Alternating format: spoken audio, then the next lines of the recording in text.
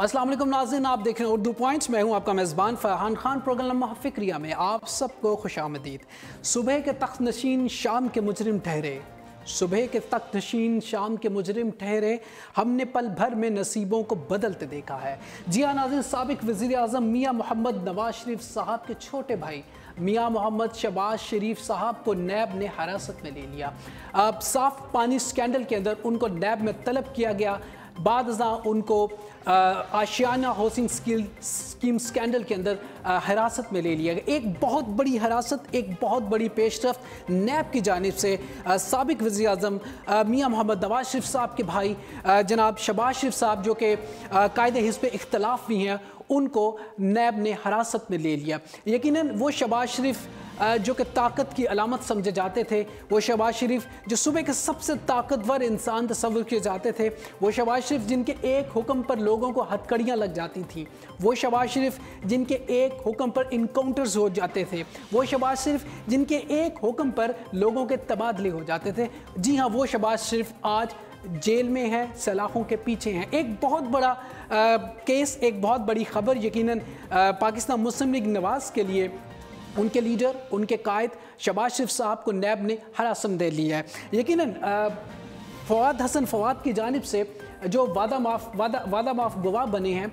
उनकी जानिब से भी ये बयान आया है कि वो जितने भी इक़दाम करते रहे हैं वो शहबाज शरीफ साहब के कहने पे करते रहे हैं। शहबाज शरीफ साहब के ऊपर ये इल्ज़ामात हैं कि उन्होंने अपने इख्तियारात का नाजायज़ फ़ायदा उठाया है। इसके अलावा जो आशियाना हाउसिंग स्कीम है उसका ठेका अपनी मनपसंद पार्टीज़ को दिया है। शहबाज शरीफ साहब के ऊपर ये जो इल्ज़ामात है और नैब की जानिब से ये जो इक़दामात हैं, ख़ास तौर पर जब एहतसाब अदालत में उनको पेश किया जा रहा था, एक बहुत ही लोगों का जम्मे गफ़ीर देखा। ख़ास तौर पे कारकुनों की जानिब से शदीद आज रद्द अमल देखने में मिला। शहबाज शरीफ साहब की बख्तरबंद गाड़ी पे कारकुन खड़े हो गए और उन्होंने गाड़ी जाने ना दी। काफ़ी देर पुलिस और कारकुनों के दरमियान बहुत ज़ोर आज़माई होती रही, मुकाबला होता रहा, लेकिन यकीनन पुलिस को ख़ास इंस्ट्रक्शन सी ये मामला तय पाया और शहबाज शरीफ साहब को एहतसाब अदालत में पेश किया गया और 10 दिन के रिमांड के साथ उनको वापस भिजवा दिया गया। अब नैब की ये जो इक़दाम है, ख़ास तौर पर शहबाज शरीफ साहब को हिरासत में लेना, इसके ऊपर भी बहुत से सवालात खड़े होते हैं। नैब की कार्रवाइयों के ऊपर यकीनन आज से पहले तमाम पॉलिटिकल पार्टीज़ की जानिब से तहफ़्फ़ुज़ात पेश किए गए कि नैब सही तरीके से तफ्तीश नहीं करती। ख़ास तौर पे हुकूमती जमात पाकिस्तान तहरीक इंसाफ की जानिब से ये बात की जा रही है नैब अब आज़ाद है, हम एंटी करप्शन पाकिस्तान चाहते हैं, हम करप्शन से पाक पाकिस्तान चाहते हैं। तो अगर इस तरह का पाकिस्तान चाहिए तो उसके लिए हमें कॉस्ट पे करनी पड़ेगी, उसके लिए इस तरह के बड़े बड़े इक़दामात होंगे। अब सोचना यह है कि अगली बारी किसकी है। अगली बारी क्या राना सनाउल्लाह की है? अगली बारी क्या ख्वाजा साद रफ़ी की है? अगली बारी क्या ख्वाजा सलमान रफ़ी की है? या फिर अगली बारी पाकिस्तान मुस्लिम नवाज़ के किसी और बड़े लीडर की है? अब एहतसाब का अमल सोचने की बात यह है, सिर्फ पाकिस्तान मुस्लिम लीग नवाज़ के साथ ही क्यों?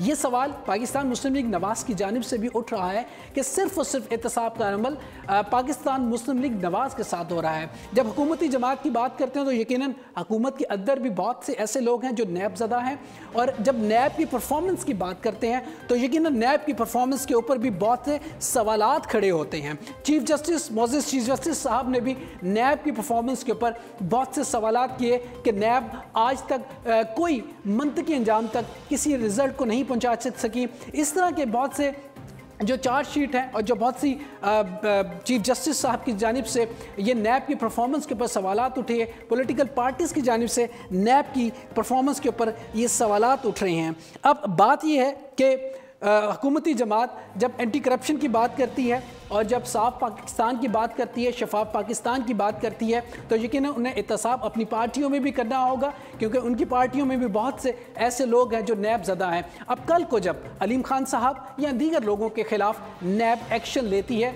तो पाकिस्तान तहरीक इंसाफ यानी हुकूमती जमात इनका भरपूर साथ देगी, या फिर वही प्रेशर बिल्टअप होगा कि इनको वो मौका नहीं मिलेगा। अब हुकूमती जमात की जानिब से ये नैरेटिव आता है कि आप अलीम खान के ऊपर इल्ज़ाम लगाते हैं और दीगर लोगों के ऊपर जब इल्ज़ाम लगाते हैं तो आप 5 साल हुकूमत में रहे हैं, 5 साल 10 साल आप पंजाब में रहे हैं, तो आपने क्यों नहीं एक्शन लिया उनके खिलाफ? आज जब शहबाज शरीफ साहब के खिलाफ केस खड़े हो रहे हैं, उनको जब हिरासत में लिया है, तब आपको ये लोग याद आ गए हैं। यकीनन एक बहुत बड़ा इक़दाम है और पाकिस्तान के लिए ये बहुत बड़ी बात है, क्योंकि शहबाज शरीफ साहब जो कि लाहौर से ख़ास तौर पर एडमिनिस्ट्रेशन के हवाले से एक बहुत ही ताकतवर आदमी तस्वर किए जाते हैं, कायदे हिस्ब इख्तिलाफ के तौर पे असम्बली में भी बैठते हैं, जिस पे खुर्शीद शाह साहब ने भी ये बात कही है कि ये पार्लियामेंट की तौहीन है उनको हिरासत में लेना। और ख़ास तौर पे PTI की जानिब से इस इक़दाम को सराहा गया है कि अगर कोई करप्शन करता है, कोई गलत काम करता है, तो उसको सज़ा मिलनी चाहिए और पाकिस्तान की बेहतरी के लिए, पाकिस्तान की सालमियत के लिए ये बहुत ज़रूरी है। यकीनन एहतसाब का अमल किसी एक जमात के साथ नहीं होगा, एहतसाब का अमल पूरे पाकिस्तान में होना चाहिए, बग़ैर किसी हिसाब के होना चाहिए, बग़ैर किसी फेवरेटिज़म के बग़ैर होना चाहिए, चाहे वो हुकूमती जमात से उसका ताल्लुक़ है, चाहे उसका ताल्लुक़ कहीं से भी है। एहतसाब सबके साथ बराबर होना चाहिए।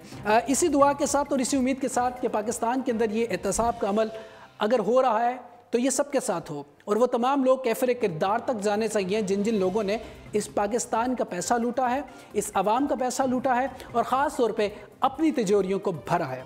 इसी दुआ के साथ अपना बहुत सा ख्याल रखिएगा। अपने मेज़बान फरहान खान को लम्हा फ़िक्रिया से दीजिएगा इजाज़त। ज़िंदगी ने तबाह की, सांसों ने वफ़ा की। आपसे फिर मुलाकात होगी। टिल देन अल्लाह निगहबान। पाकिस्तान जिंदाबाद।